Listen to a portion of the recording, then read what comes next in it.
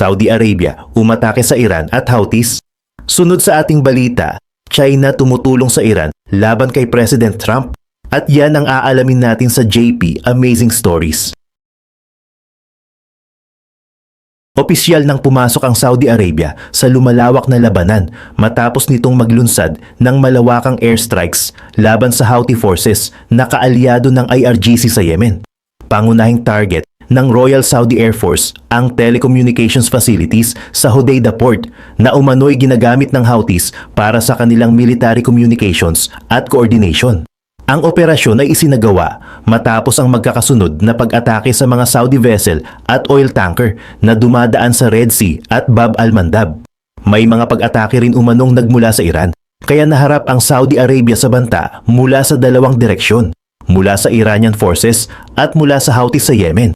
Habang papalapit ang Saudi fighter jets sa kanilang target, nagpaputok ang Houthi forces ng surface-to-air missiles upang pabagsakin ang mga eroplano. Gayunman, hindi umano nito napigilan ang operasyon. Tinamaan ang itinakdang pasilidad at ligtas na nakabalik sa kanilang base ang mga Saudi aircraft matapos makumpleto ang strike.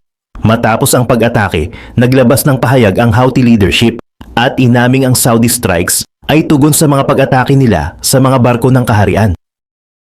Sa halip na umatras, nagbanta silang gaganti at maglulunsad ng panibagong operasyon laban sa Saudi Arabia sa mga susunod na oras. Ipinahayag din ng Houthis na hindi sila titigil hanggat hindi umano natatalo ang Saudi Kingdom. Ngunit malaki ang agwat ng kanilang military capability. Ang Saudi Arabia ay may modernong air force, advanced weapon systems at malawak na resources, samantalang umaasa ang Houthis sa missiles, drones at asymmetric attacks. Dahil dito, ang dating proxy conflict sa Yemen ay mabilis nang nagiging direktang sagupaan. Hindi na lamang Iran at United States ang sentro ng digmaan. Isa-isa nang pumapasok ang mga regional powers at ang pagsali ng Saudi Arabia ay nagbukas ng panibagong front na maaaring magpalawak pa sa gulo sa buong Middle East. Agad na naglabas ng matinding warning ang Houthi leadership matapos ang airstrikes sa Hodeidah. Ayon sa kanilang pahayag, maglulunsad sila ng panibagong pag-atake laban sa Saudi Arabia. At hindi sila titigil hanggat hindi umano napapabagsak ang kaharian.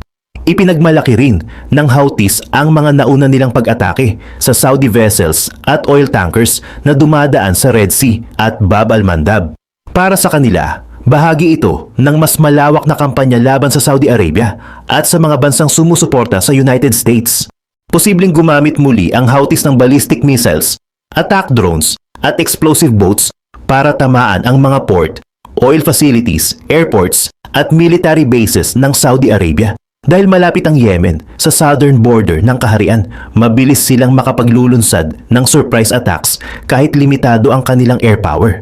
Gayunman, mas malakas ang military capability ng Saudi Arabia. Mayroon itong advanced fighter jets, radar systems at air defense weapons na kayang sumagot sa mga drone at missile attack. Maaari ring maglunsad ang Royal Saudi Air Force ng sunod-sunod na strikes sa mga launcher, weapons depot at command center ng Houthis sa Yemen. Hindi lamang military targets ang naapektuhan ng lumalalang tensyon. Nagsimula ring magkansela at mag-reschedule ng flights ang ilang international airlines dahil sa panganib sa Middle Eastern airspace. May mga foreign diplomats at kanilang pamilya ring naghahandang umalis sa rehiyon habang patuloy ang banta ng mas malawak na sagupaan. Sa puntong ito, naging malinaw na ang warning ng Houthis ay hindi simpleng propaganda lamang. Kapag tinuloy nila ang kanilang ganting atake, maaaring tuluyang mabuksan ang isa pang malaking front ng digmaan at direktang madamay ang mga oil route, commercial shipping at mga bansang nakapaligid sa Red Sea. Habang lumalawak ang conflict sa Middle East, mas naging aktibo ang China sa pagsuporta sa Iran.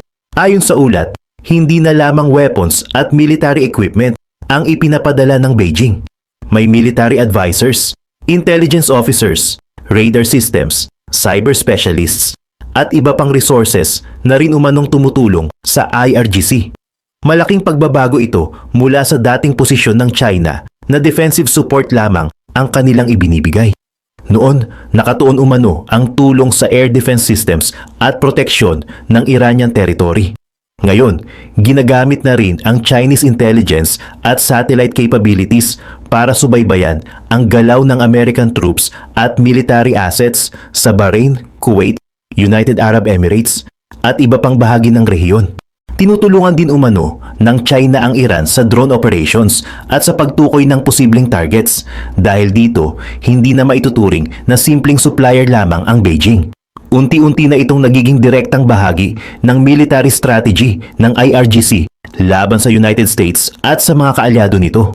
Kasabay nito, hayagang tinanggihan ng Beijing ang pahayag ni President Trump na nangako umano si President Xi Jinping na ihihinto ng China ang pagpapadala ng sandata at military equipment sa Iran. Sa halip, ipinahayag ng China na patuloy nitong susuportahan ang sovereignty at security ng Iran.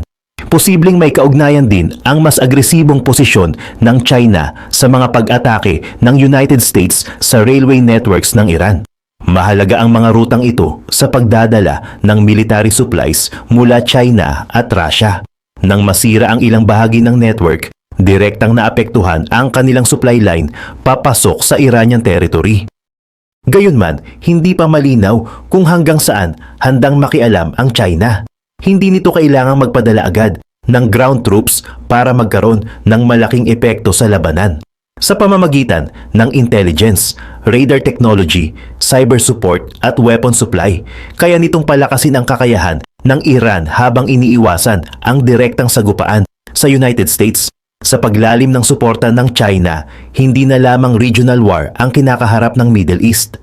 Unti-unti na itong nagiging proxy confrontation ng malalaking kapangyarihan kung saan ang United States at mga kaalyado nito ay nasa isang panig, habang ang Iran ay patuloy na sinusuportahan ng Beijing.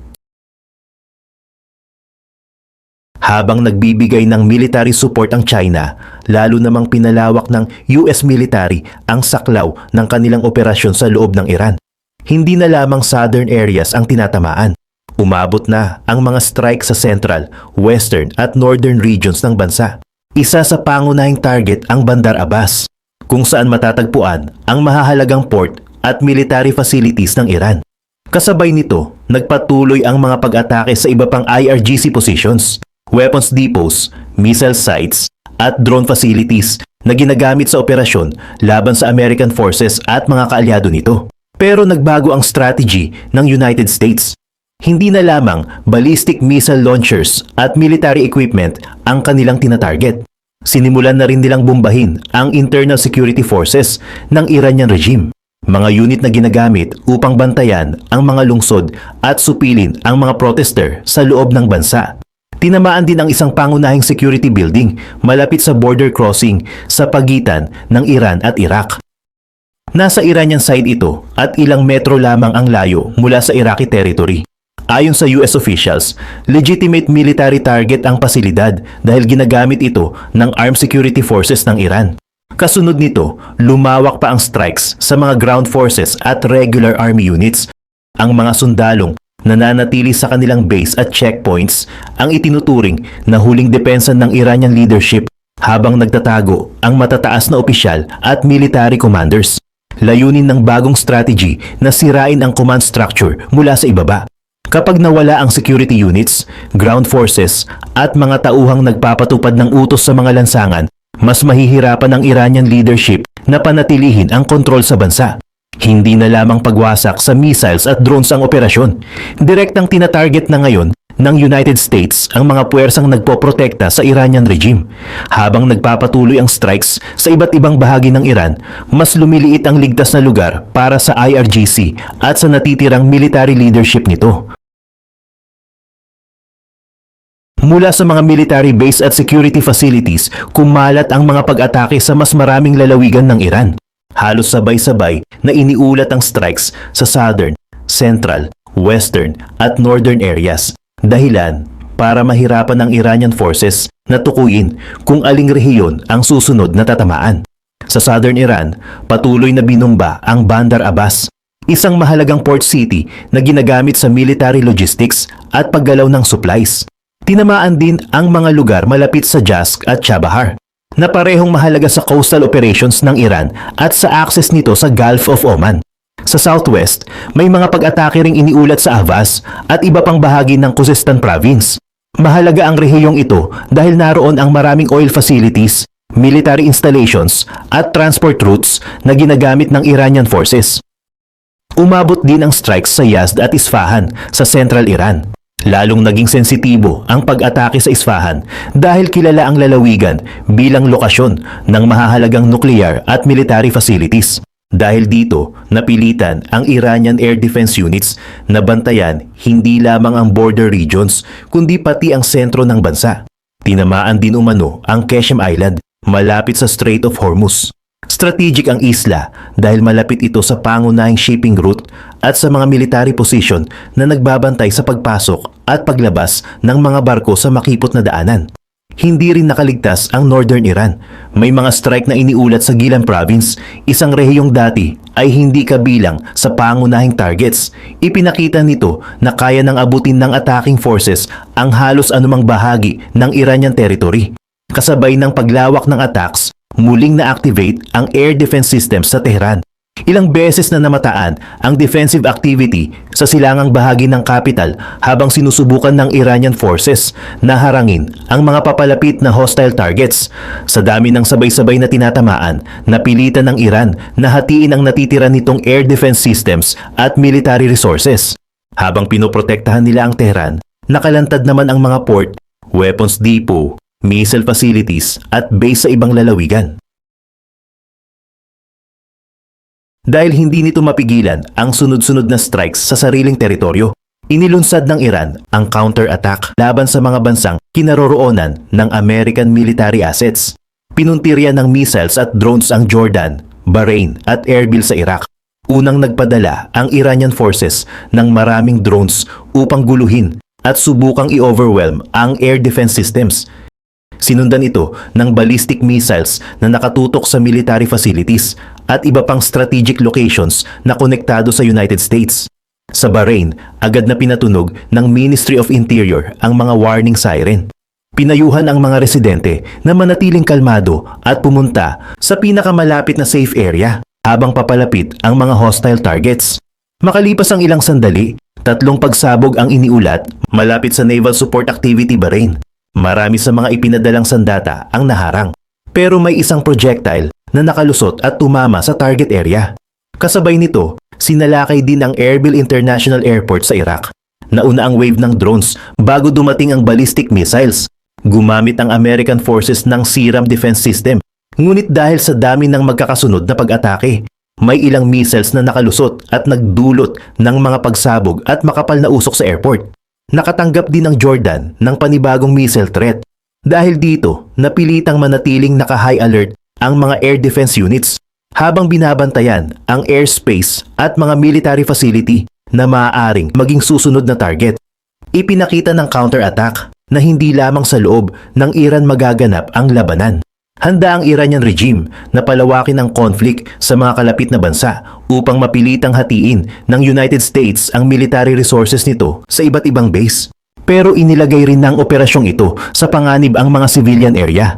Habang patuloy na nagpapalitan ng missiles, drones at airstrikes ang magkabilang panig, mas lumalaki ang posibilidad na madamay ang airports, residential zones at public infrastructure sa buong rehiyon.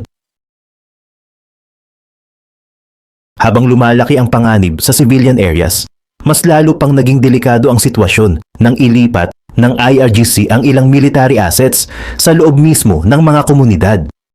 Ayon sa mga ulat, may missile launchers, weapons equipment at military personnel na inilagay malapit sa schools, hospitals at residential zones.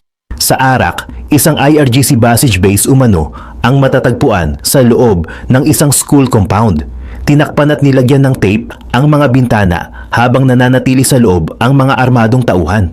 Kapag tinamaan ng gusali, maaari itong ipakita ng Iranian regime bilang pag-atake sa isang civilian school kahit ginagamit na ito bilang military position.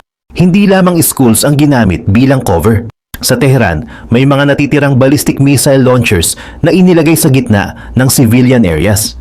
Binabantayan ito ng military forces habang nakapaligid ang mga bahay, kalsada at iba pang public infrastructure. Marami sa mobile missile launchers ng Iran ang nasira na sa mga naunang strike. Dahil dito, mas umaasa na ang Iranian forces sa underground missile cities. Mula sa mga nakatagong tunnel at underground facilities, inilalabas at inilulunsad ang missiles bago muling itago ang natitirang kagamitan. Pero ang mga launcher na hindi na kayang ilipat ng ligtas ay inilagay umano sa mga lugar na mahirap bombahin nang hindi nadadamay ang mga sibilyan. Ginamit ang presensya ng mga residential building bilang proteksyon laban sa susunod na wave ng airstrikes. Nagbibigay ito ng malaking problema sa attacking forces. Kapag hindi tinamaan ng launcher, maaari itong gamitin para sa panibagong pag-atake sa Jordan, Bahrain, Iraq o sa mga American bases. Pero kapag binomba naman ito, tumataas ang posibilidad na masira ang mga katabing bahay at public facilities. Sa ganitong paraan, inililipat ng IRGC ang panganib mula sa kanilang military units papunta sa ordinaryong Iranian citizens. Habang patuloy ang digmaan, ang mga sibilyan ang napipilitang mabuhay sa tabi ng missiles, military bases at mga target na maaaring bombahin anumang oras. Dahil patuloy na ginagamit ng IRGC ang civilian areas bilang proteksyon sa kanilang military assets, nagpulong si President Trump kasama ang kanyang top military advisors sa White House. Layunin ng meeting na pag-aralan ang mga bagong opsyon para palawakin pa ang operasyon laban sa Iranian regime. Ikalawang magkasunod na gabi na umanong nakipagpulong si Trump sa military leadership. Kabilang sa pinag-usapan ang posibilidad ng mas malawak na strikes sa mga command center, naval facilities, underground bases at natitirang missile infrastructure ng Iran. Patuloy rin ang pag-atake ng US Air Force sa IRGC Navy. Isang naval site sa northern Iran ang tinamaan habang nagpapatuloy ang operasyon laban sa weapons depots, missile positions at military units sa iba't ibang bahagi ng bansa. Pero hindi madaling tapusin ang conflict sa pamamagitan lamang ng airstrikes. Kapag binumba ang kanilang mga base, nagtatago ang Iranian leadership sa underground facilities. Habang nananatiling buhay ang command structure, maaari pa rin silang mag-utos ng panibagong missile at drone attacks laban sa American bases at mga kaalyadong bansa. Dahil dito, napilitan ang United States na ipagpatuloy ang pressure habang naghahanap ng mas decisive na strategy. Hindi opsyon kay President Trump ang basta umatras, pero kailangan din niyang iwasan ang padalos-dalos na ground invasion na maaaring magpalaki pa sa digmaan. Kasabay nito, lumitaw ang posibilidad ng pansamantalang ceasefire. Maaaring gamitin ito ng magkabilang panig upang bumili ng oras, maglipat ng sandata at maghanda para sa susunod na operasyon. Ngunit nanatiling mababa ang tiwala dahil maaari itong sirain anumang oras ng panibagong pag-atake. Isa rin sa pinag-aaralan ang tinatawag na Pickaxe Mountain, isang strategic underground facility na konektado umano sa Iranian military at nuclear program. Nauna nang sinabi ni Trump na maaari itong maging target, ngunit walang inilabas na detalye tungkol sa eksaktong plano o oras ng pag-atake. Habang nagpapatuloy ang closed-door meetings sa White House, naging malinaw na papasok na ang conflict sa mas mapanganib na yugto.